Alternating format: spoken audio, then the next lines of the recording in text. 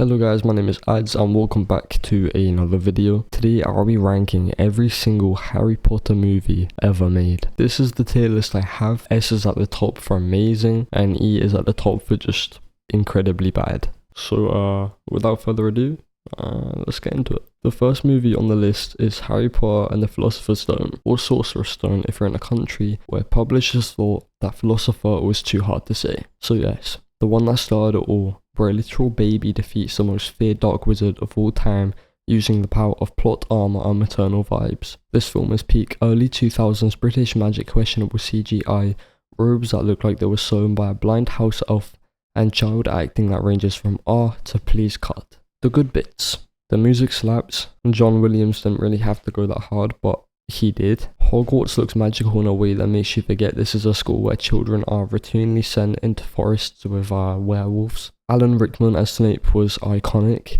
He delivered every line like he wanted to punch a child and sue the school board. And the Sorting Hat sounds like he has unpaid taxes and a drinking problem. So what are the bad bits? The droll fight looks like someone threw Play-Doh at a green screen. Hagrid gives a literal child a dragon in the middle of a school year with no consequences. Hermione goes from insufferable know-it-all to saviour of the plot real fast. She carries the boys harder than a Sherpa on Mount Everest. And Voldemort's face on the back of a man's head. That's not even really a villain reveal. That is a dermatology crisis. Still, there is a real charm to this one. It feels like magic before things got angsty and everyone started dying. So I like to think of it as Hogwarts before all the war crimes. Verdict? Wholesome, clumsy, weirdly creepy. Like if Tim Burton directed a school play. It belongs comfortably in the A tier. Mostly for nostalgia and Snape's passive-aggressive hair flips. Next on the list we have Harry Potter and the Chamber of Secrets, the one where children start getting petrified and nobody calls the wizarding police. So welcome back to Hogwarts, the only school where students can be murdered by ancient plumbing-based snake monsters and the staff are just like, let's wait and see what happens. In the sequel, Harry returns for year 2 and immediately starts hearing voices. Naturally, the adults assume he's the problem instead of, investigating the centuries-old death chamber under the building. Classic Hogwarts. The good bits. More budget, more snake, more stakes. The basilisk is terrifying in a big death noodle with laser eyes kind of way. Kenneth Branagh, I don't really know if I'm saying that properly, as Gilderoy Lockhart is pure gold. He's like if Instagram had a British accent and a wand. Dobby the house elf is introduced and immediately sets a record for most annoying yet plot-relevant goblin creature. We get our first taste of full-blown wizard racism, and Draco Malfoy calling Hermione a mudblood hits way harder than it should in a PG film. So what are the bad bits? Why does no one care that Harry keeps almost dying every year? Dumbledore just strokes his beard and vibes. Tom Riddle's diary? Cool idea, but also imagine writing a diary entry so emo that it becomes sentient. Ginny almost dies in a giant snake lair and then everyone's like, well, that was wild, back to class. Hagrid is once again a terrible influence and somehow not fired. Let's go into the Forbidden Forest, Harry. No. Also, the moral of this film being ignore all authority figures and follow your hallucinations. Bold choice. Verdict. It's darker, it's weirder, and it really leans into horror-y, like Goosebumps for like wizard teens. A few pacing issues, but still a solid ride. I'm gonna throw it in the B tier. Slightly messier than the first, but with better monster design and more trauma.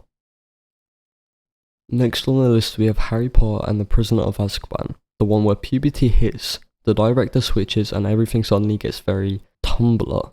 Gone are the bright colours and wide-eyed wonder. Enter grey skies, mood lighting and cloaks that billow in the wind for no reason. This film is where the Harry Potter franchise goes from fun magical romp to crisis in a gothic boarding school. Alfonso Cuarón, also don't know if I said that right, came in, saw the whimsical tone and drop-kicked it into a black and white French indie film, and it kind of slaps.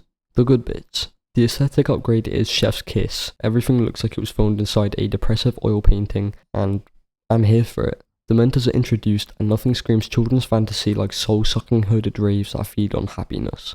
The time travel plot is surprisingly coherent, which is rare for any movie not written on a whiteboard covered in string and Red Bull stains. Sirius Black makes his debut, and for once, the shady escaped convict turns out to be a tragic, misunderstood godfather instead of a threat to national security. So what are the bad bits? Lupin is a wonderful teacher, but he also casually leaves his full moon calendar unmarked.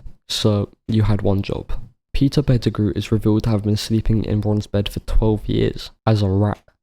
That is several therapy sessions waiting to happen. Sorry, Ron. Snape gets yeeted by teenagers on a werewolf and still shows up to work like nothing to see here. He deserves a raise or at least a vacation. No Voldemort, no huge battles, just vibes, trauma, and a morally grey werewolf who forgets his medicine. I'd also like to talk about how they let Harry time travel, and he immediately uses it to slap a dude and rescue a pigeon horse. That's the kind of decision making that we love to see. So what's the verdict? It's moody, it's mature, it has werewolves and dad trauma. Arguably the best directed Potter film, even if it's mostly just characters walking around in cloaks looking sad. Easily S tier. On to the next film, Harry Potter and the Goblet of Fire. The one where school turns into the Wizard Olympics and ends in a murder. Fun. This film kicks off with a kid getting accidentally enrolled in a deadly tournament by a haunted cup, and everyone's reaction is, well, guess he has to die now. It's got dragons, mermaids, emo bands, and enough hair gel to make every boy at Hogwarts look like they just stepped out of a 2005 MySpace profile picture. The good bits. The Triwizard Tournament is actually dope. One-on-one dragon fights, underwater anxiety, and the killer hedge maze. Cedric Diggory is introduced and is immediately too kind, too handsome, and therefore obviously doomed. Mad-Eye Moody is an unhinged delight until we find out he's not moody at all, just a Death Eater in cosplay. Identity theft is not a joke party. Voldemort finally gets a proper body. No more awkward face sharing, and Ralph Fiennes shows up like a naked snake villain at a goth rave. Iconic. So what are the bad bits? Dumbledore does not ask calmly. He physically assaults Harry like he's trying to beat the truth out of him with dramatic hand gestures. Everyone is weirdly okay with throwing 14-year-olds into certain death because rules. Hogwarts, now with 75% more liability. Ron spends 40% of this movie mad at Harry and 60% being useless. Classic sidekick move. The Yule Ball is just Wizard Prom with more tool and less dignity. Watching teenagers try to flirt while wearing curtains. Peak cringe comedy. Also, major shout out to the teachers who watched Harry get nearly drowned, set on fire, and psychologically tortured, and responded with, "You're doing great, sweetie." Verdict is dark, dramatic, and finally raises the stakes. But it's also a chaotic mess of hormonal energy, moody teenagers, and magical manslaughter. Solid A tier. It's the hot mess era of Harry Potter, and we love it. Harry Potter and the Order of Phoenix. The one where Harry has a rage headache for 2 hours and nobody believes him about the evil noseless man. Welcome to year 5, where the tone gets darker, the government gets sketchier, and Harry's mood swings become an actual plot device. Voldemort's back, but no one wants to talk about it. Classic institutional denial. So naturally, the Ministry sends in their pinkest war criminal to handle the situation. Good bits. Dolores Umbridge, the most punchable villain in the entire franchise. Dressed like a candy store, but runs the school like a fascist dictatorship. The Dumbledore's Army subplot is also great. Harry starts a secret wizard fight club in a room that literally reads your emotional needs. Sirius Black gives big cool godfather energy, and then emotionally breaks us into a million pieces by the 3rd act. Thanks JK. We finally get a taste of big wizard battles. Dumbledore vs Voldemort at the Ministry is an absolute banger of a scene. Waterbending, fire whips, glass explosions. It's like Avatar with British accents. The bad bits. Harry is angry, like all the time. His 2 modes in this movie are shouting and sulking, which to be fair is relatable teen energy. The Ministry spends the entire movie being aggressively wrong about everything. Imagine being so incompetent, you ignore literal death magic because it's inconvenient for PR. Cho Chang gets done so dirty. One moment she's crying over a dead boyfriend, next she's a plot device, and then she's gone. Snape's backstory gets teased, and it's mostly just clips of him being bullied and then giving Harry the psychic middle finger. Also, shout out to the part where Harry says he's got something Voldemort doesn't, something worth fighting for, and it's basically just friends and rage issues. Verdict, gritty, political, and emotionally heavy. It's a slower burn, but the final 30 minutes hit hard. B tier.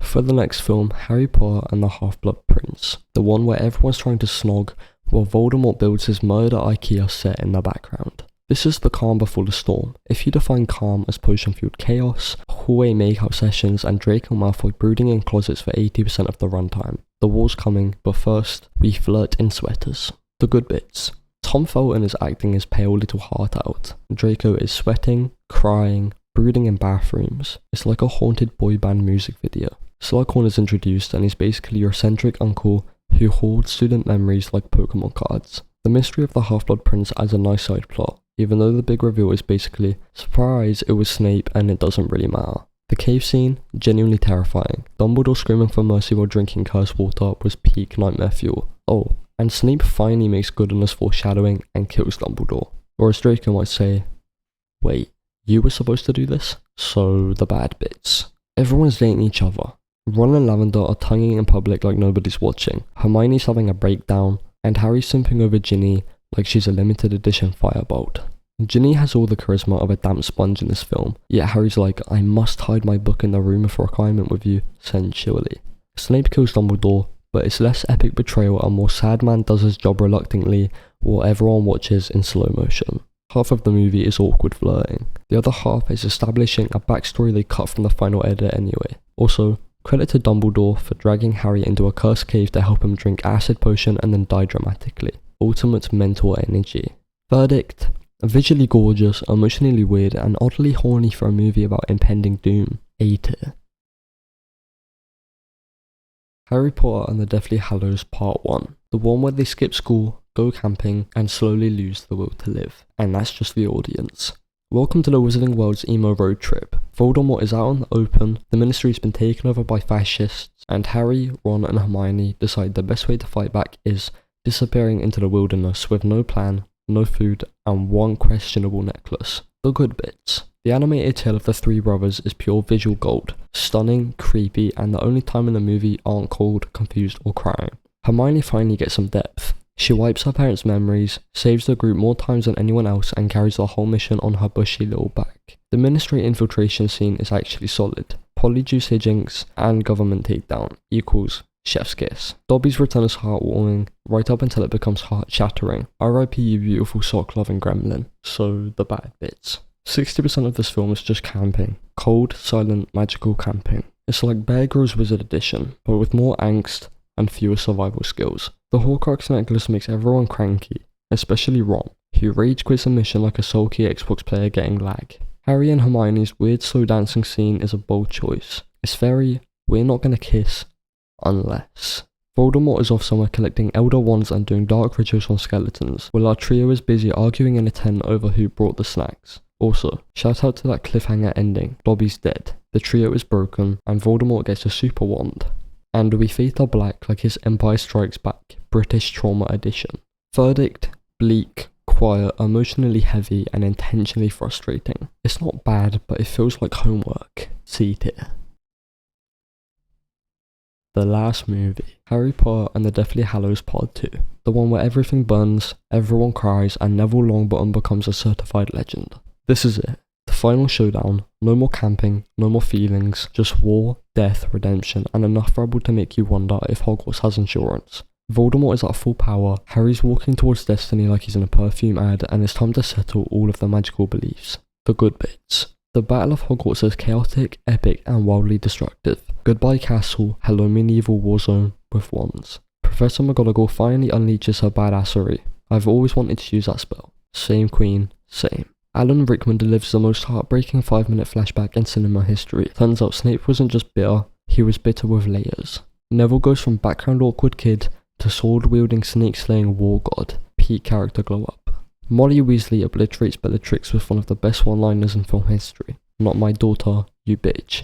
Standing ovation. So, the bad bits. The 19 years later epilogue. Everyone looks like they've aged 37 years and dressed from the dad at a PTA meeting catalogue. Voldemort's death is weirdly quiet. In the book, it's a dramatic human death. In the movie, he just turns into dandruff and floats away. Harry just snaps the Elder Wand in half and throws it off a bridge. Like, maybe repair your broken wand first? Ever heard of resale value? Fred dies off screen, Tonks and Lupin too. It's a massacre out here and they give us zero time to grieve before cutting to Harry staring into the middle distance. Also, Snape's final memory reveal basically says I was awful to you for 7 years because I loved your mum. That's not romantic, that is a therapy arc. Verdict. Explosive, emotional and satisfying, but not without its rush moments and questionable aging makeup. Still, it brings the saga to a powerful end and gives fans the catharsis and Neville content they deserve. S tier for sheer impact, spectacle, and finally letting Harry get a nap.